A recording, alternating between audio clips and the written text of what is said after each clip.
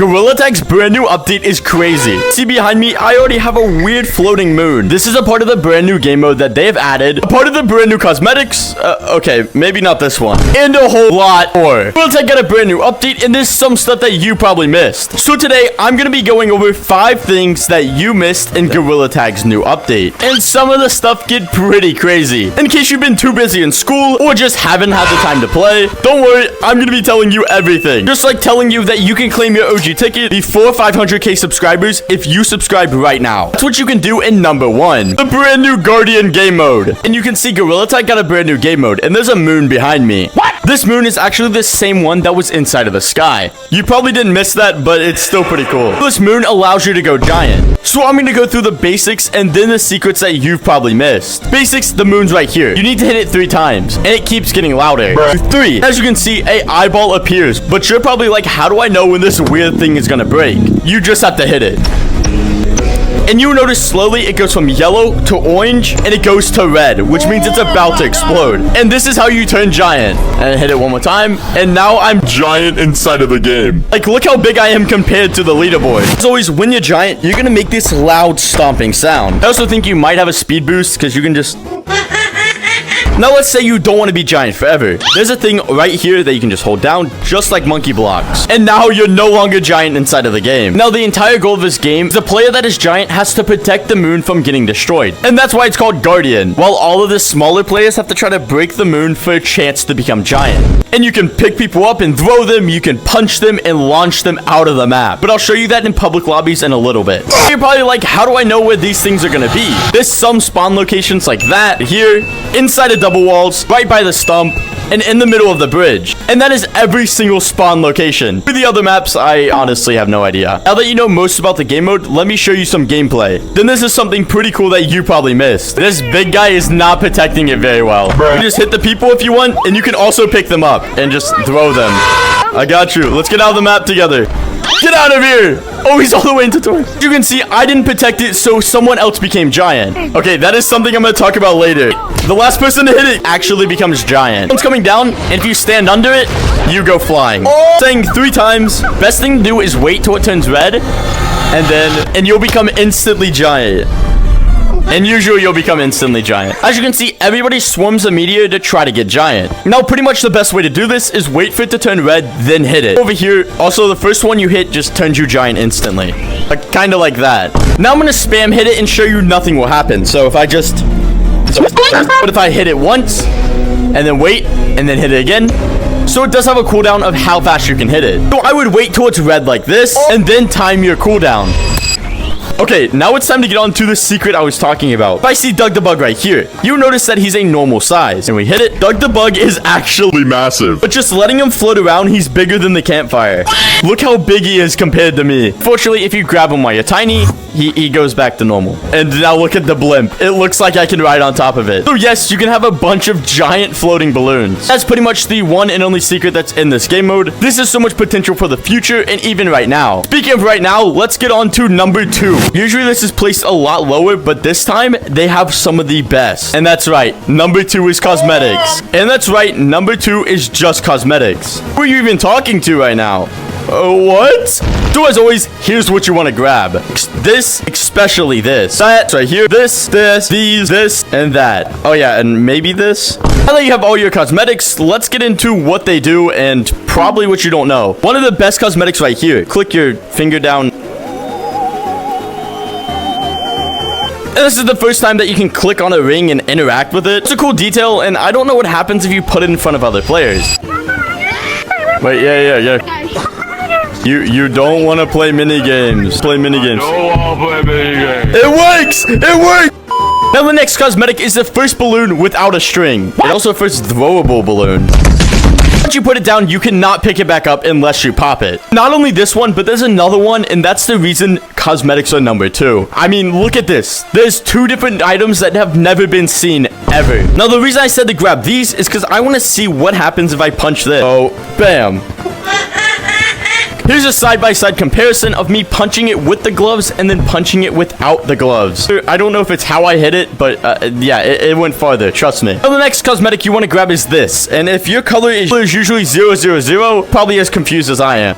Also, it's still broken. You see, it actually goes based off your color code. You will notice that I'm also that color blue with this stuff on. Okay, make that 3 cosmetics that have never been seen. Even though they didn't add a lot around the map, which they really did. I'll get to that later. Grabbing the ring, it will tell you what color you are. Not only that, if you click down, it actually changes your color to a different one. Slowly a different color, but if you hold it down, it actually changes you throughout tons of colors. And all you have to do is just let go, and it'll stop changing you colors. Not only that, you know what next color you're gonna be. So now I'm gonna cyan to a dark blue. Cyan, and then the dark blue comes on. Legit, only the colors of the rainbow. Bruh. Like, no matter what, how fast you move it, whatever you do, there will be a trail effect on you. Then I thought to myself, maybe it actually does something more.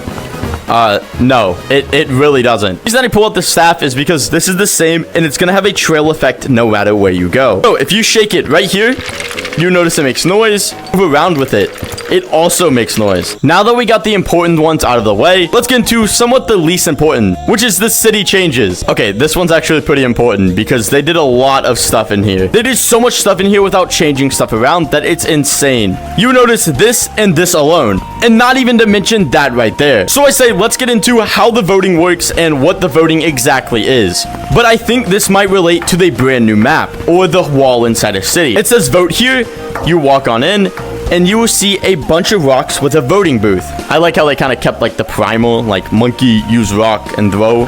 For this, you can only vote once. The first rock is gonna be your vote. So if you haven't played, you kind of saved yourself. Probably missed. Look at the rock. It looks just like the moon. Anyways, first one you throw in is gonna be your vote. Second one you throw in is what's gonna be your guess for which one you think is gonna get the most votes.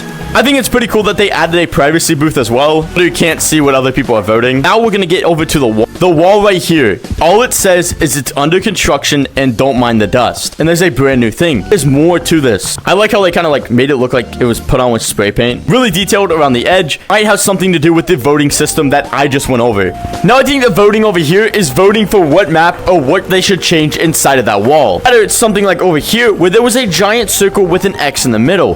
Then slowly we got these candles, and then the frame, and then the door. So in my opinion, that's what it could be, or they don't know what they're doing, and we're finally gonna get a brand new rotation map. Like, you know, whatever the vote is. They do that, plus another vote. And that second vote will determine what it's gonna be, like the past, with dinosaurs or something. I honestly have no idea what they're planning or what they're gonna be doing with this. What could this even be? They must be preparing for something huge. And it looks like they're actually doing construction for this. Had to add this at the same time. So honestly, I think they might both correlate because there is wood right here. It looks like the exact same wood that they used to make these right here, which could be a coincidence or it could just mean they're using the same materials. But something that isn't connected is number 4, which is more map changes than I guess the city. So just every map change in the game. Up here right now, we can already check this out. Looks like we got a brand new skybox inside the game, which honestly looks really cool, but it's really, really green. Kind of ominous. Almost like they're trying to do something with it and that it's not green for no reason. I think it could mean the moon could come back, or they're gonna do a different event or something else, like aliens, because I mean, aliens are green. But then out here, it's really dark and green. It looks super weird, and the skybox is making that happen. So something you probably missed, you would have to play during a certain time. Some of the leaves actually turn green and like a weird like dystopian type green-orange color. It almost matches the hue of this entire map, which some places are not like that because there's light. Entire place must be turning dark instead. But again, you do have to play during a certain time to, well, get that. This map as well, all the crystals are back to normal. Green, weird color. I wonder if that's changed if I go into the monster form. Oh, let's go test this.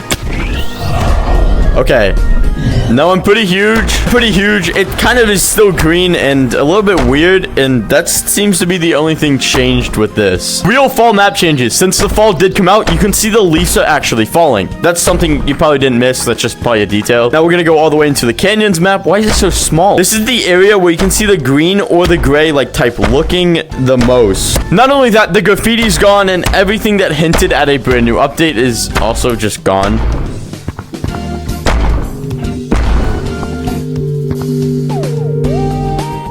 That sounds like the Wii theme. Alright, now it's getting on to the next map, which is going to be the caves map. Kind of like the OG caves, so they both have something in common. Also the worst map to be the giant in, because it's so tiny and cramped. Pretty sure this stayed from the last update, but I don't remember it being flooded, but I could be wrong. It does not have a green hue because, well, any indoor maps, I guess, don't have it. It's really dark and it's kind of spooky. I don't know why it looks like this.